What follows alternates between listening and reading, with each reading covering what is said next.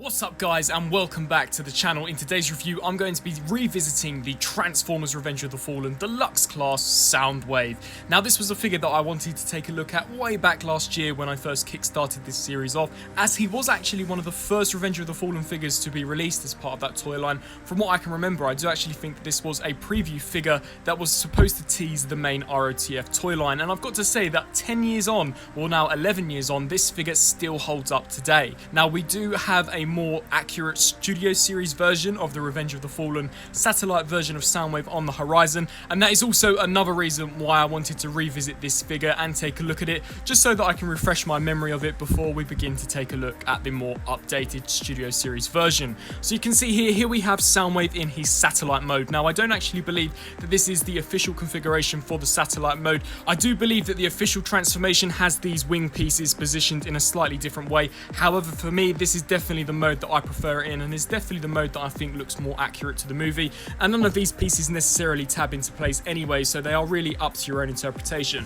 Just setting him off from the display base and taking a closer look at some of the amazing details, you can see here that for an 11-year-old figure they did an amazing job with this version of Soundwave. You've got a very alien head, which isn't actually the robot mode head, which we'll showcase later on when we take a look at the robot mode, but you can see all of the amazing blue detailing here for the transparent blue plastic, and I've got to say I think it looks absolutely fantastic, really awesome, and that is also debuted all throughout the figure. And here we've also got some other details which to me look as if though they are speakers, as this is Soundwave. That would definitely stand to reason.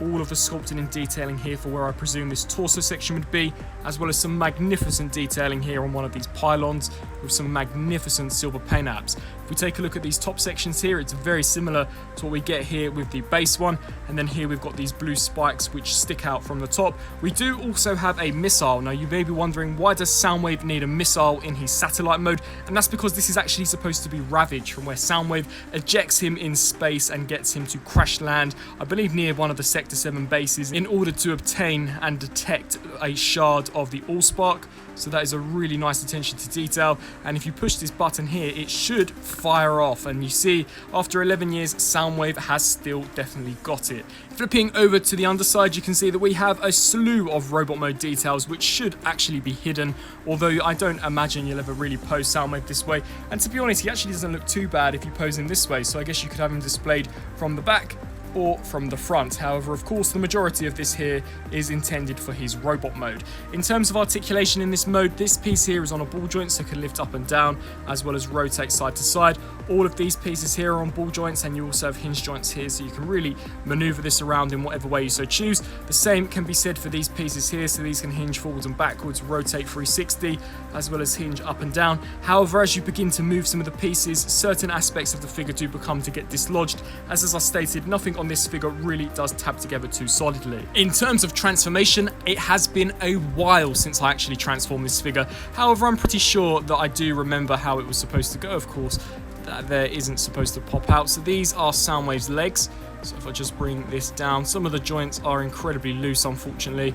Flip these toes out, and then flip these sections out and flip the heel spur backwards, and then what you'll do here for this is pull out the arms and elongate those on these double joints, rotate this whole section around, and then repeat the same process here for this side. So elongate this section, rotate that around, take the head now, collapse this section in, and then that will allow us to just bring the head down ever so slightly.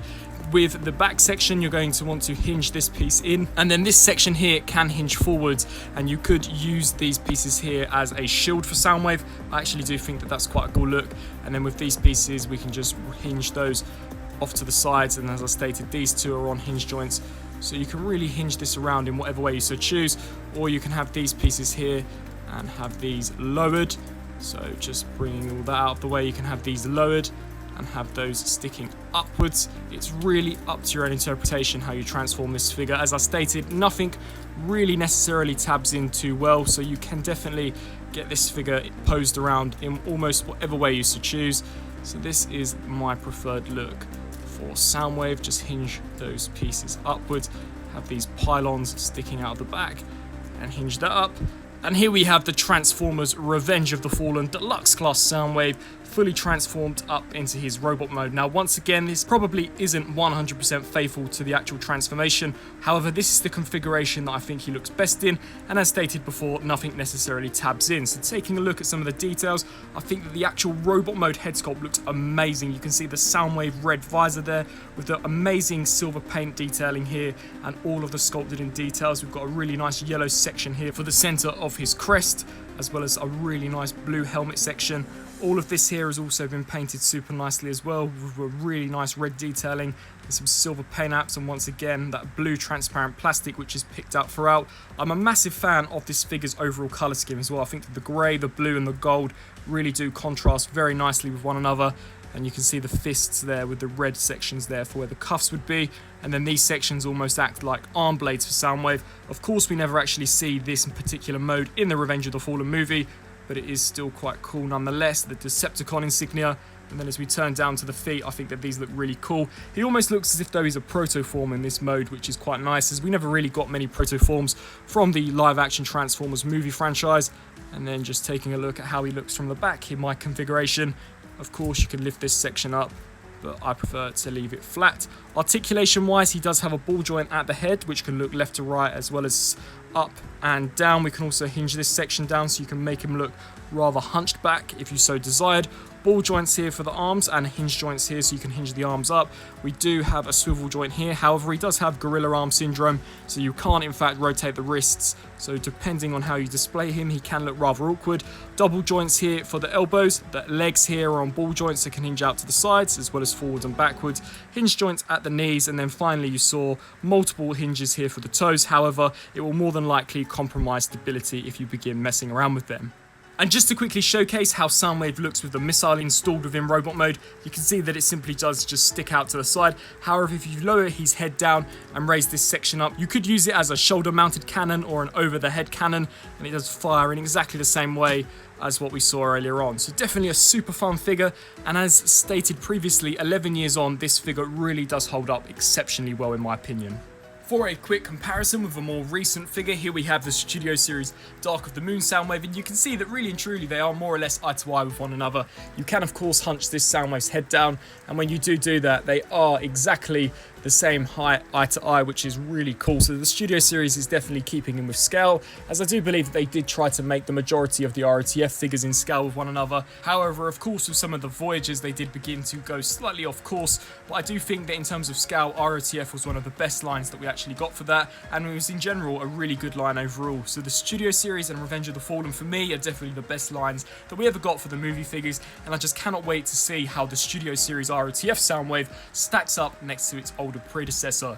I really do hope that you enjoyed my look back revisited review on this Transformers ROTF satellite version of Soundwave. If you did, please do let me know down in the comment section below, and also be sure to let me know what figures you'd also like me to revisit in some of these later videos. I really do enjoy taking a look at some of these older figures as stated previously. It's really interesting to refresh my mind with how they actually function within both modes and to go through that transformation once again. I personally really do like this figure, and I really do think that it does hold up really well, and if you are after a satellite version of Soundwave and cannot wait for the Studio Series version to come out, then this is definitely a really nice substitute. I hope that you enjoyed my video, and until my next video, I'll see you then. Thanks for watching.